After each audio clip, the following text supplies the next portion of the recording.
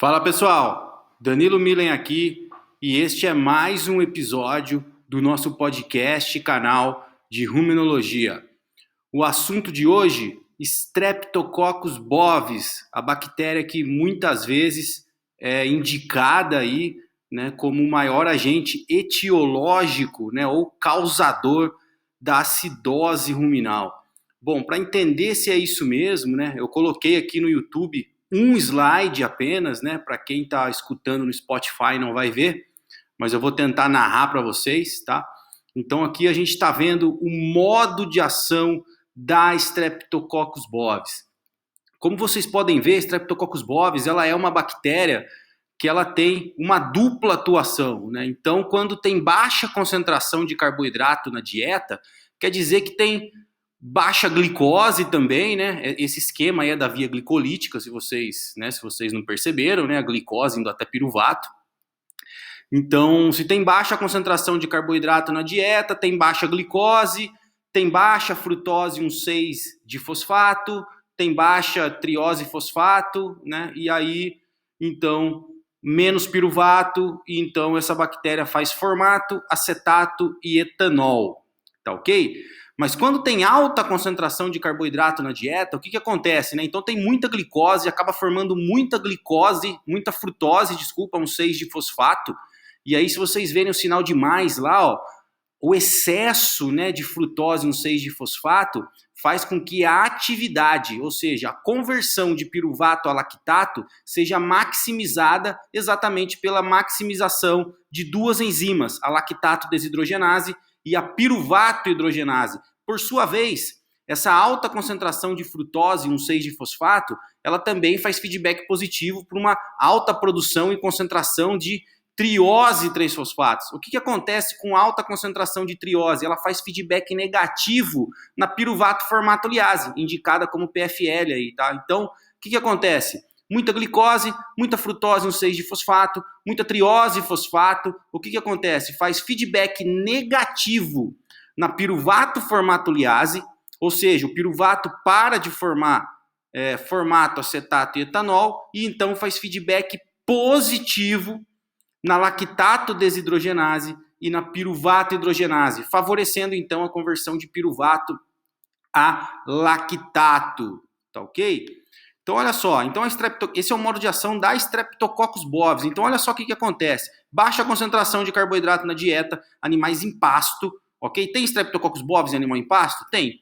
Qual que é o lag time da Streptococcus bovis para um animal em pasto? 50, 60 minutos, tá ok?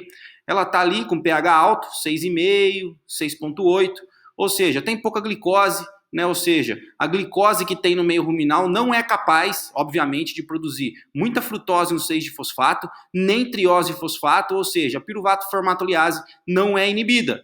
Ou seja, então, a Streptococcus bovis ela vai transformar o piruvato em formato acetato e etanol. Ou seja, alto pH, ela faz acetato, principalmente. Baixou o pH, muita glicose, muita frutose 1,6 de fosfato, muita triose fosfato, e isso faz com que a atividade de enzimas como a lactato desidrogenase e a piruvato hidrogenase, como está marcado aqui nesse slide, seja maximizada. E um feedback negativo é feito na piruvato formatoliase, ou seja, não forma formato e nem acetato e etanol e acaba formando lactato.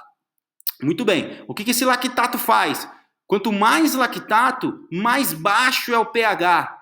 E quanto mais baixo é o pH, mais ainda é maximizada a atividade da lactato desidrogenase e da piruvato hidrogenase, ou seja, mais ainda o piruvato é convertido a lactato, mais ainda a energia da dieta, que vai se transformar em glicose, é transformada em lactato. E a situação vai ficando cada vez pior lá dentro do rumen, tá ok? Até que pode chegar num ponto que o pH caia tanto que nem a Streptococcus bovis consegue sobreviver, como está marcado aí no slide, né? Ó, baixo pH aqui à esquerda, né? O sinal de negativo acima faz feedback negativo na taxa de crescimento, né? E aí a taxa de crescimento da Streptococcus bovis é diminuída.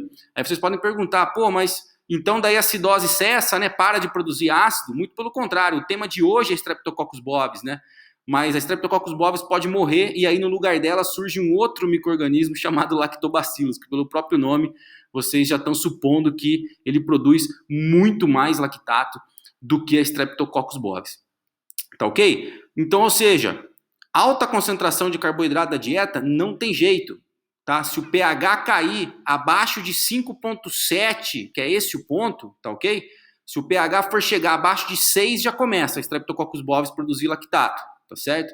pHs abaixo de 6, já começa a inibir a piruvato formatoliase e aí maximizar lactato, desidrogenase e piruvato hidrogenase, tá ok?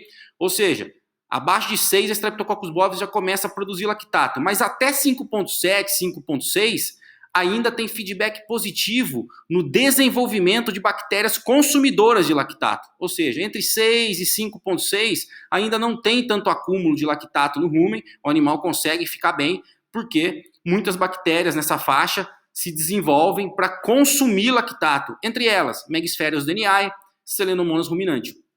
Tá certo? Só que abaixo desse ponto, o que acontece? Essas bactérias ou diminuem a atividade ou morrem, saem do meio, deixando a Streptococcus bovis sozinha produzindo lactato. Enquanto ela está produzindo lactato e tem quem consuma, tá tudo ok, né? O animal ainda está em desafio, né? O pH oscila muito, mas ainda o animal vai indo bem em termos de saúde ruminal. A partir da hora que esse pH cai a 5,6, 5,5, 5,4, né, pHs já considerados como faixas de acidose subclínica, tá ok? Essas bactérias que consomem o lactato perdem a sua atividade ou deixam de consumir esse lactato. E aí, Streptococcus bovis reina sozinha, faz muito lactato que, se não for controlado, né, esse lactato esse acúmulo de lactato pode baixar o pH ruminal num ponto tal que isso se transforme numa acidose aguda e, consequentemente, numa acidose metabólica, o que pode levar o animal a óbito, obviamente.